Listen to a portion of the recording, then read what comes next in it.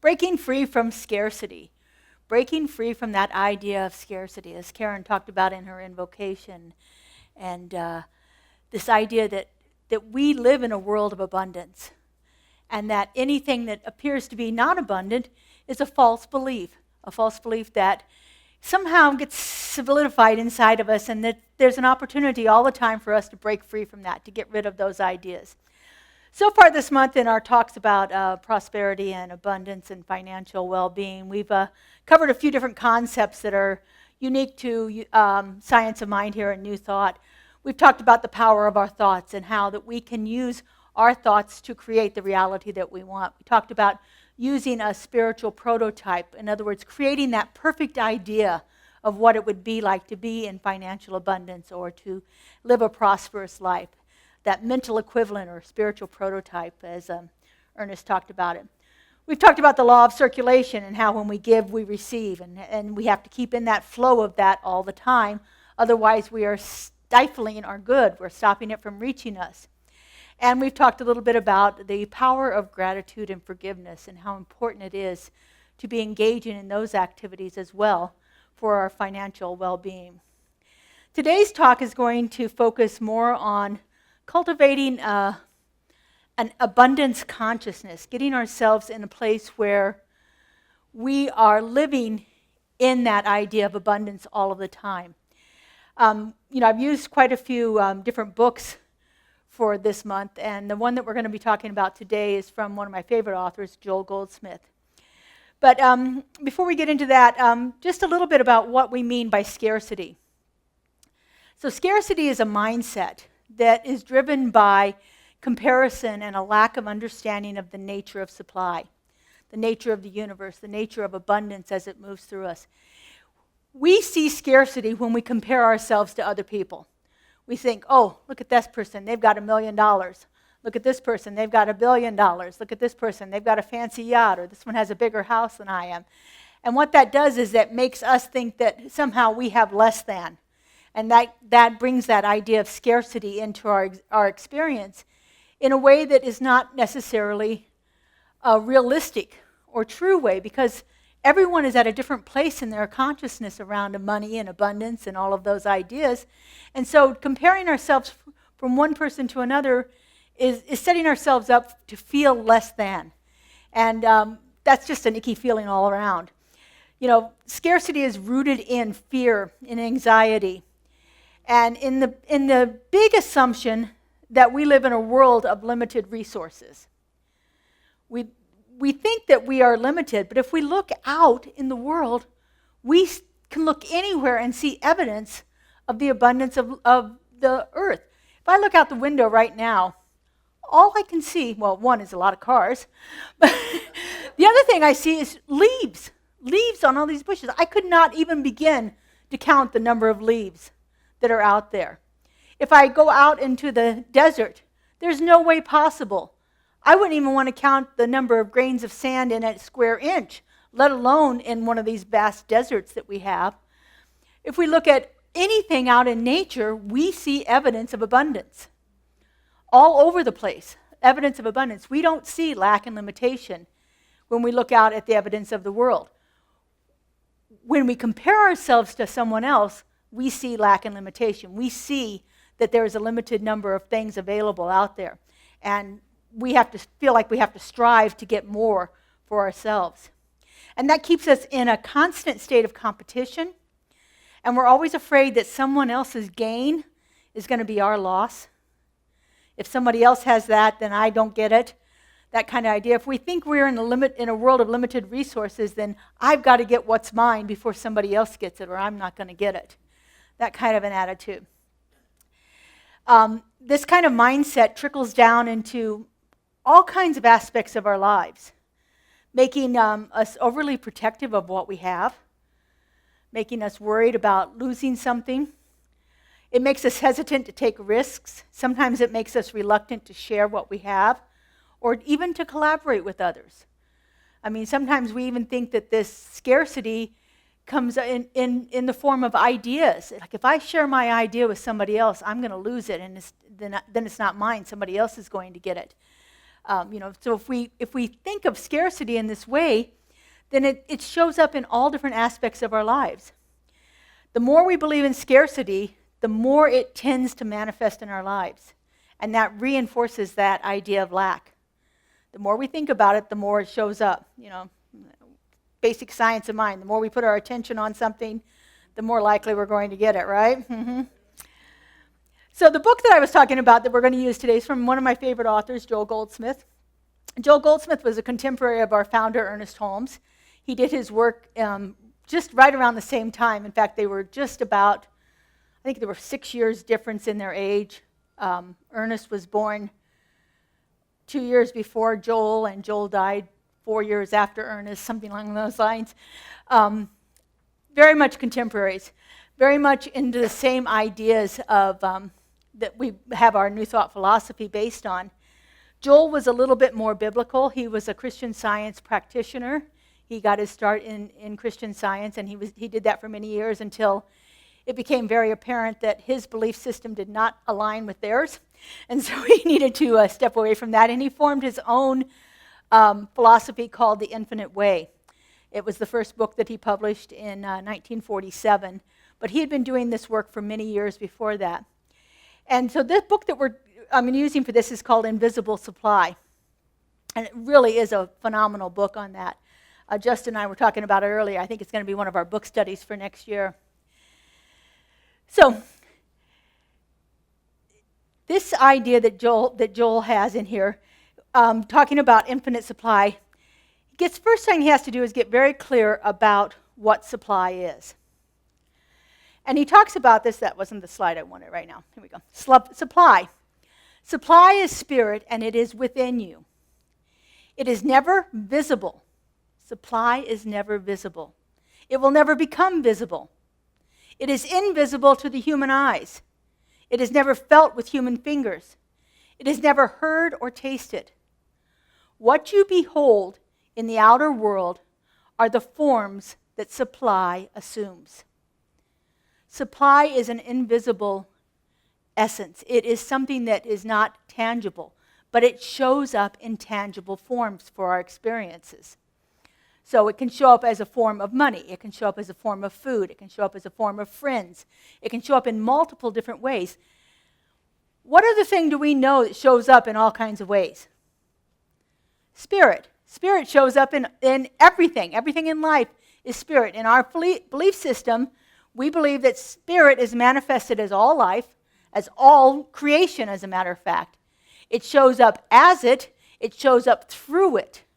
It is actually how spirit experiences the world. So spirit is experiencing the world in form as supply. Outwardly, supply takes the form of money, food, clothing, anything that we need. It also takes the form of transportation, housing, business capital, and so forth. Your spiritual discernment will tell you that this is true. And later you will see proof of it, not by ever seeing supply, but by seeing the forms that supply takes, or assumes here. And then one last quote about supply here. Supply is spirit. Supply is spirit, and it is within you. It is never visible. That quote's the second one. I've already done that one. It's a little different? Okay. No, it's the same quote, Justin. Somehow I copied that one wrong. Sorry about that. The principal supply is that in our oneness with God, we already have all that God has because, as Jesus said, I and the Father are one. And that all the Father has is mine. If we individually are experiencing lack, it is not because of any actual lack.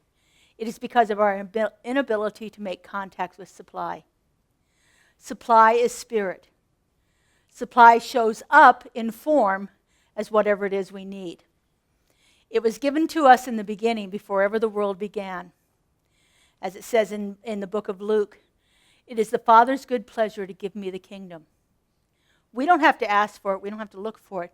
Spirit is constantly pouring itself out in whatever we have that we need in the form that we need it to be in. But supply itself is the spiritual essence behind it. It is not the thing, it's the what makes the thing, not the thing itself. The form is how it shows up, but the supply is spirit in action. So why then do we feel lack? Why is it that we experience lack? So Joel was a very, very successful Christian Science practitioner and later on a healing practitioner with the Infinite Way. He had thousands of people. This was in the 30s to the 50s. He had thousands of people constantly contacting him in a variety of ways for healing work. And for many years, he was very financially successful for this. He would get telegrams and letters and occasionally phone calls, because they weren't quite so common back then, of people asking for help.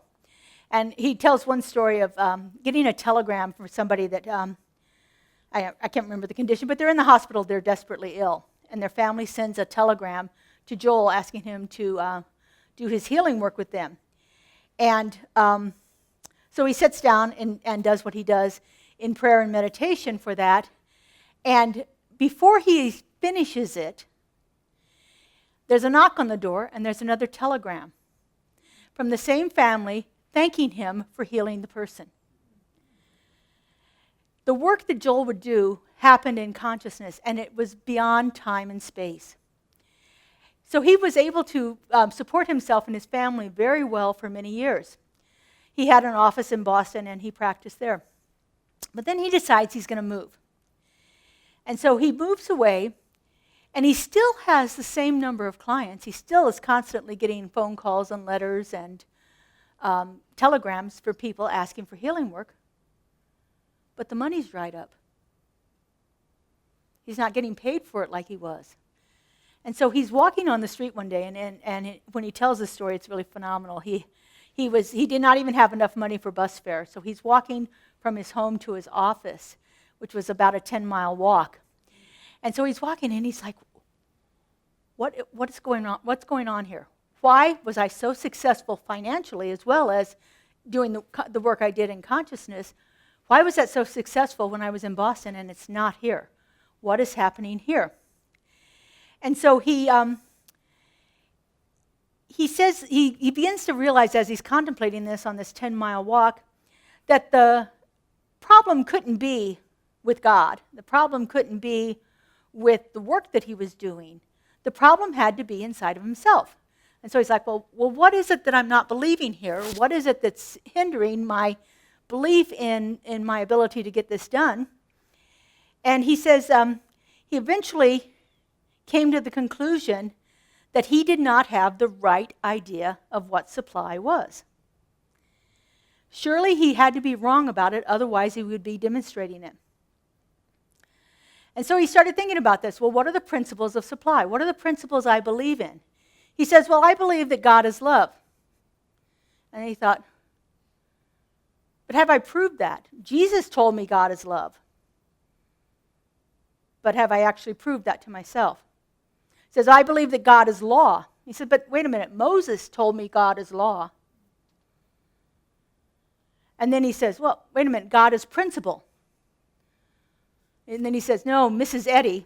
Mary Baker Eddy, the founder of Christian Science, told me that God was principle. He says, I've learned these things. I've read these things many times.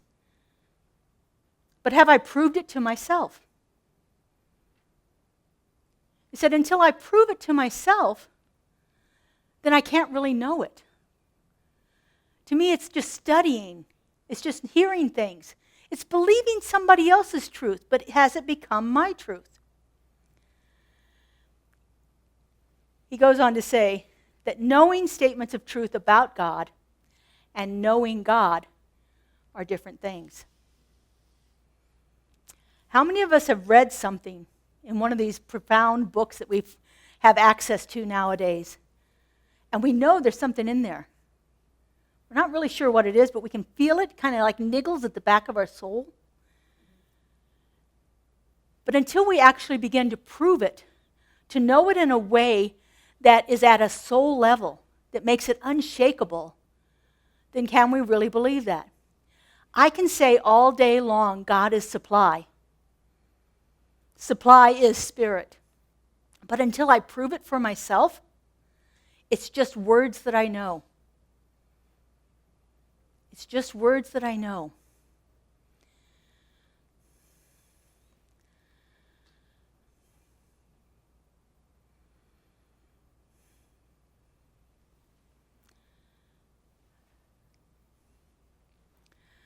So we know that there are spiritual qualities like integrity and honesty and gratitude.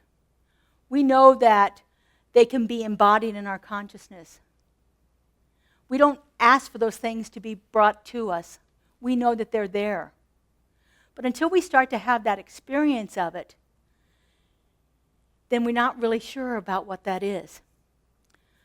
Joel says, supply is just as spiritual as all these other qualities. It too is not something that comes to us. It is embodied within us, and we must express it.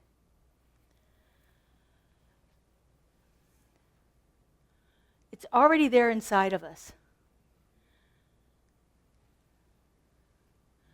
This is one of my favorite poems. I actually don't like the whole poem. It's way too long. Paracelsus by Robert Browning. But in there, this one little section. Truth is within us. It takes no rise from outward things, wherever you may believe. There is an inmost center in us all where truth abides in fullness. And to know, rather consists in opening out a way whence the imprisoned splendor may escape, than affecting entry for a light supposed to be without. We think that we have to bring stuff into us.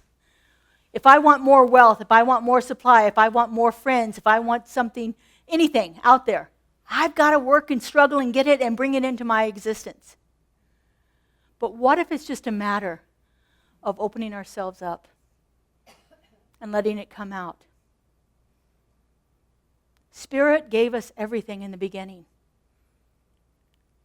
And that idea of us, that little bit of soul inhabiting this body, this form, every single thing we could ever need was instilled in us in that moment. And so our opportunity is always to clear away the stuff that stops it from shining forth. Open out a way from which the imprisoned splendor may emerge. I don't have to bring it into myself. I just have to let it loose. There are lots of times in my life that I've been able to do this, and there are some things that I'm working on. Still some things that I need to bring into my experience in a different way. But this idea of breaking free from scarcity is not about changing our outer circumstances. I don't have to change my job. I don't have to get an increase in my pay. I don't have to bring more of anything into my life. I have to prepare myself to be the place where they can show up, where they can emerge from within me. Sometimes it's easier said than done. But often we go back to, I think I need a new job, or I think I need to win the lottery. Always our goal is to understand spirit in a little deeper way. Always, as Joel would say, to understand God aright. To get to that place where we have cleared away the burdens and the boundaries and the things that have stopped us from experiencing the fullness and the richness of life. To truly understand the principles, we have to begin to embody them at a soul level. One of the things that I was, as I was thinking about this, writing this talk this week, I was thinking, what if I really embodied at a soul level? And the idea that came to me was the idea of freedom. For a long time in my life, I felt like I had to conform to what society thought I should be. I had to conform to what my family thought. I had to conform to what I thought of my gender. I had to conform to what I thought of a person as a teacher and then as a minister and then, now as a creator and an artist and all of those things that I love to do so much. When I finally stepped into an understanding of living an authentic life, freedom was available for everything. Freedom opened up inside of me. I had to align myself with that idea of living a free life. I had to embody that at a soul level before I could begin to experience it. And then once I did, it's like, blown up all over the place, in a good way, all over the place. But there are certain concepts that I'm still working on. Still working on eliminating that hidden beliefs behind it and actually beginning to embody those concepts. And I think we're all, as we talk about oftentimes, we're on this constant upward spiral of evolution. And we keep moving upward on it, but we keep revisiting the things that have been issues in our lives. And so we come around and there's that issue again. And I come around, but I'm seeing it at a little higher level now. And there I come around, there it is. But look at that. I can see all of those problems in a little deeper way because I can look at it from an elevated consciousness. So our task is always to align ourselves with the spiritual truths that we know right now. Because once we align them with the ones that we know, we get that feeling of what it feels like to actually embody something at a soul level. And then that carries over to other things that we need to embody. So begin thinking about what it is in your life that's a difficulty for you. What is it in your life that's a challenge? And begin to look at what those principles are around it and think to yourself, do I believe this at an intellectual level, or have I begun to embody this at a soul level?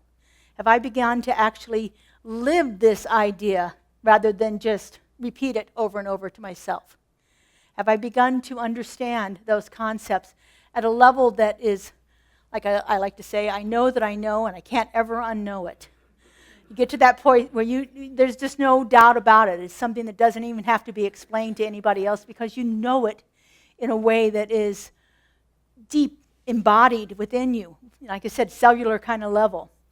And so as we begin to deal with all of these issues in our lives, we begin to look at what those principles are, and then how can I take that a little deeper? So if I want more love in my life, I need to look at the principles around love and understand that, well, gosh, and this one's hard for me, I'm already love. I'm already love. It's already inside of me. Spirit gave it to me at the beginning, before ever the world began. I'm already full of love. So my task is to begin to live from that place of love. And going back to our topic, I am already the fullness and the allness of the divine. All supply is already given to me. Am I living as if it is? That doesn't mean going out and spinning frivolously, by the way. That just means living from a point that I understand all my needs are met all of the time. I don't have to do anything to bring more into my life. I just have to clear away the stuff that's blocking it.